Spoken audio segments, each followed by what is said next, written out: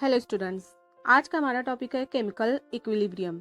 Chemical equilibrium is defined as reversible reaction में forward और reverse reaction का rate means speed और reactant और प्रोडक्ट का अमाउंट टाइम गुजरने के साथ साथ सेम हो तो ये केमिकल इक्विलिब्रियम कहलाता है।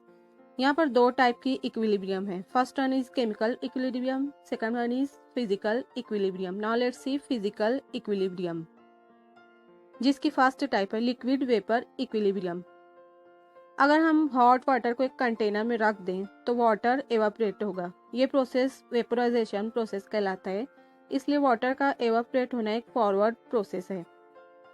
फिर अगर हम कंटेनर को कवर कर दें तो वेपर्स कंडेंस होकर वापस से लिक्विड में मिक्स हो जाएंगे। ये प्रोसेस कंडेंसेशन प्रोसेस कहलाता है और वाटर का कंडेंस होना एक रिवर्सिबल प्रोसेस है, रिवर्स प्रोसेस है। इसलिए फिजिकल इक्विलिब्रियम की डेफिनेशन होगी the equilibrium between two phases of the same substance when the rates of forward and reverse processes are equal. Reaction होगी H2O liquid tends to H2O vapours. Reaction reversible होगी। Now let's see second type. Physical equilibrium की second type है solid liquid equilibrium. अगर हमें thermos, insulated thermos में 0 degree Celsius पर water और ice को रख दें तो ना वाटर के लेवल में चेंज आएगा ना ही आइस की क्वांटिटी में। इससे पता चलता है कि rate of transfer of water to ice equal है rate of transfer of ice to water. Reaction होगी H2O solid tends to H2O liquid. Now let's see third type. Physical equilibrium की थर्ड टाइप है solid vapour equilibrium. अगर हम iodine के crystal को एक closed container में रख दें और कुछ देर बाद ऑब्जर्व करें तो कंटेनर वायलेट कलर के वेपर से भरा हुआ दिखाई देगा। हम देखेंगे कंटेनर में सॉलिड आयोडीन भी है और आयोडीन वेपर्स भी।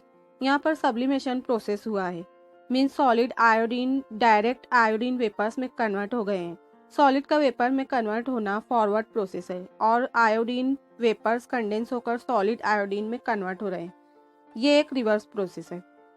रिएक्शन होगी I2 means iodine solid tends to I2 vapours. Now let's see chemical equilibrium.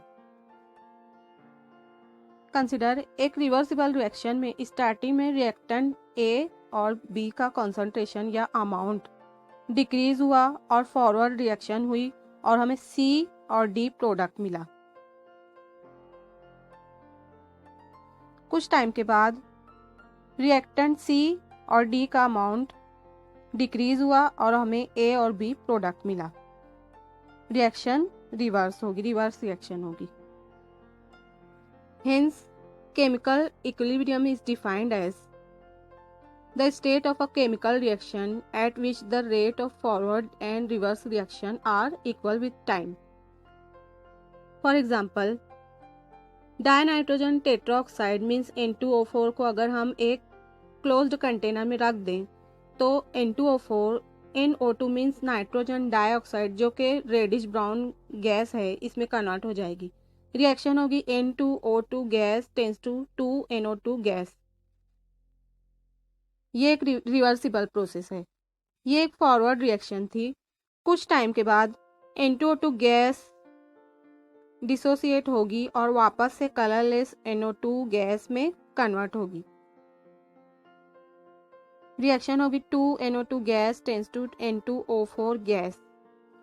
State equilibrium state पर आने के बाद N2O4 और NO2 के कॉन्सेंट्रेशन में कोई चेंज नहीं होगा because rate of formation of Na2 is equal to rate of formation of N2O। Video अगर अच्छी लगी तो लाइक करें, चैनल को सब्सक्राइब करें। Thanks for watching.